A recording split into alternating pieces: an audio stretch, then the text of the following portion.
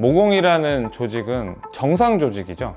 그러니까 비정상이 아니기 때문에 어떤 시술을 해도 돌아옵니다. 그래서 모공을 영구적으로 줄이는 방법은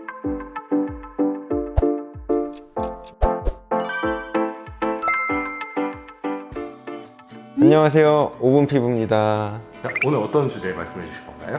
오늘은 모공을 관리할 수 있는 간단한 팁들에 대해서 말씀드려 볼 건데요.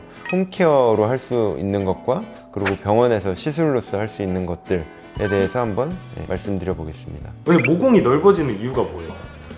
모공은 기본적으로는 유전적으로 결정된 부분이 많습니다. 모공 크기는 사람마다 다를 수 있지만 환경적인 요소와 노화의 요소로 인해서 커지거나 또는 일시적으로 줄어들 수도 있는 거죠. 예를 들어 우리 코로나 때 한창 모공 때문에 굉장히 많이 들어오셨었는데 마스크를 쓰고 있으면 안에 온도가 높아지잖아요. 그럼 이 온도를 낮추기 위해 피부가 할 수 있는 반응은 모공을 확장시키고 혈관을 확장시켜서 열 배출을 더 늘리고 이런 반응을 보이거든요. 그래서 대부분 여름에 모공이 조금 더 넓어지는 경우가 있고요. 그다음 겨울엔 좀 쪼여지는 차이가 있을 수 있고, 아까 말씀하신 노화에 있어서는 모공 하나하나가 커진다는 느낌도 있지만 피부가 처지면서 동그랬던 게 대각선 모양 형태로 가는 문제도 있습니다. 그렇게 모공 모양이 왜 변형되는 거예요? 모공 자체 문제라기보다는 모공 주변에 있는 콜라겐 양의 변화라든지 탄력의 변화로 인해서 변하는 거죠. 그리고 당연히 피지 분비량이 많아지면 모공이 일시적으로 넓어질 수밖에 없습니다. 그러면 피지를 좀 안전하게 줄일 수 있는 방법도 있을까요?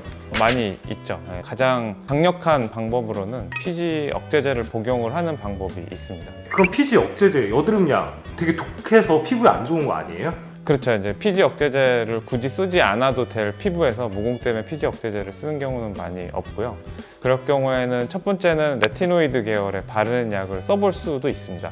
하지만 이건 역시도 자극감을 자주 일으키는 그런 바르는 제제이기 때문에 사용이 쉽지는 않습니다. 따라서 보통은 생활 습관들을 개선을 해서 피지 분비량을 조절할 수가 있는데, 그러한 방법들은 어떤 게 있을까요? 우리가 피지 분비를 늘리는 음식들, 예를 들어 당 지수가 높은 음식들, 피지 분비를 늘리고 염증 수치도 높이니까 여드름에 굉장히 안 좋은 음식들이라고 하는데, 그런 음식들을 좀 줄여주시는 거, 그리고 집에서 뭐 세안 같은 걸 너무 뽀득뽀득하게 하고 그 다음에 건조한 상태로 있으면 오히려 역설적으로 피지 분비가 늘어나거든요. 그거를 대비해서 보습제를 열심히 발라주시고, 또 뭐가 있을까요? 피지를 뽑아내는 작업들이 있잖아요. 각질 제거라든지 코팩 같은 거를 너무 많이 할 경우에는 물리적 자극 때문에 오히려 모공이 늘어나는 경우가 있습니다. 그러면 요새 여러 가지 홈케어 기기들이 있는데 이런 거는 모공을 줄이는 데 도움이 될까요? 대부분 그런 홈케어 기기들이 극단으로 나뉩니다. 어떤 분들은 너무 많이 써서 문제가 생기고요. 어떤 분들은 그냥 이제 방치해서 안 써서 문제가 생기는데, 너무 많이 썼을 때 오히려 피부에 자극감이 심해지고 피부염이 생기고 그로 인해서 모공이 늘어나는 그런 경우가 역설적으로 또 발생할 수 있어서 홈케어 기기 인스트럭션대로 써주신다면 막 엄청난 차이를 보이진 못하겠지만 그래도 진행되는 속도는 좀 늦출 수 있지 않을까라는 그런 생각이 있습니다. 그러면은 피부과에서 모공을 관리하기 위해 하는 시술들 어떤 것들이 있어요? 몇 가지가 있죠. 가장 고전적으로는 이제 프락셔널 레이저라고 그러죠. 우리가 흉터나 모공을 치료하기 위해서 피부를 한번 깎는 거죠. 일부를 깎고 다시 재생을 시키는 그런 시술이 이제 가장 공격적인 시술 중에 하나인데요. 문제가 한 1주 정도 딱지가 생긴다는 점과 무리하게 반복할 경우에 이제 건조함이라든지 홍조가 이제 반영구적으로 생기는 경우가 있다. 요새는 사실 모공 단독을 치료하기 위해서 프락셔널 레이저를 적용하는 경우는 드뭅니다. 또 어떤 게 있죠?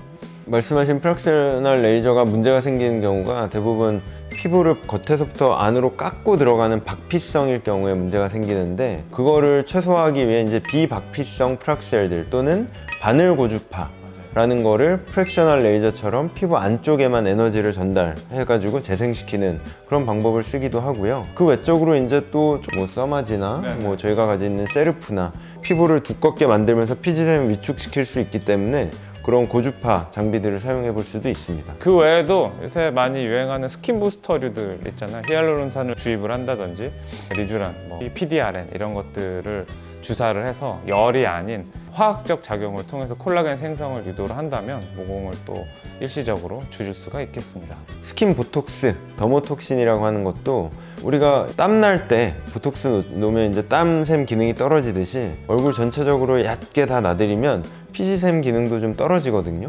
그리고 그 주변에 이제 모공을 감싸고 있는 여러 가지 그런 조직들도 좀 두꺼워지기도 하고 여러모로 모공이 좀 줄어들고 홍조도 같이 좀 없어지는 그런 효과도 볼 수 있기 때문에 스킨 보톡스도 권해드릴 수는 있습니다. 다만 이런 주사류들은 대부분 효과가 그렇게 길진 않고 진짜 뭐 중요한 약속이 있으시다, 근데 모공을 좀 줄이고 싶으시다, 또는 여름에 너무 모공이 넓어진다, 이거 좀 어떻게 해달라, 그런 분들한테는 그런 부스터류를 쓰고 있습니다.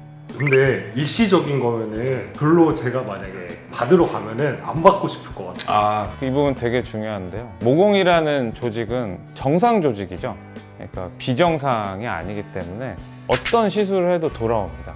그래서 모공을 영구적으로 줄이는 방법은 농담조로 화상 말고는 없어요. 근데 이제 모공은 굉장한 기능을 하고 있는 정상 조직이기 때문에 이거를 없앤다든지 영원히 줄인다는 생각은 굉장히 위험한 발상이고요.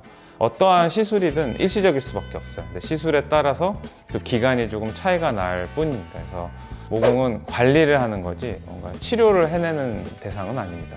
모공이 없으면 인간이 아니에요. 그렇죠. 모공 시술은 전부 돌아오는 거야. 모공이 있다는 건 살아있다는 증거.